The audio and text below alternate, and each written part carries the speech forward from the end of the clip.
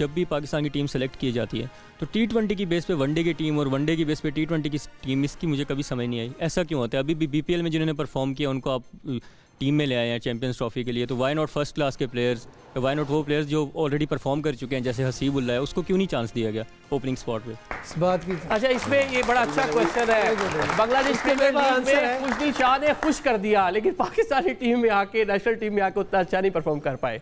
जी, इसका तो यार हमें भी नहीं पता कसम से।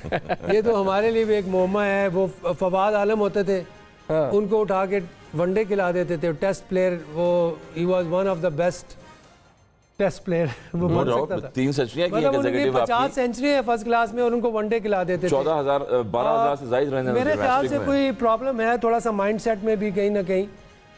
इसको भी आइडेंटिफाई करने की ज़रूरत है कि ये कहाँ पे ये प्रॉब्लम है। ये प्रॉब्लम है और ये टॉप लेवल पे है, मैनेजमेंट में है। इसको भी बिल्कुल आइडेंटिफाई करना चाहिए। इस तरह प्लेयर्स को आइडेंटिफाई करते हैं, इस तरह ये मैनेजमेंट स्किल्स को भी आइडेंटिफाई करना चाहिए कि आप क्यों इस तरह की चीज़ें करते हैं। जो जिस फॉर्मेट का प्लेयर आप उसको क्यों नहीं खिलाते।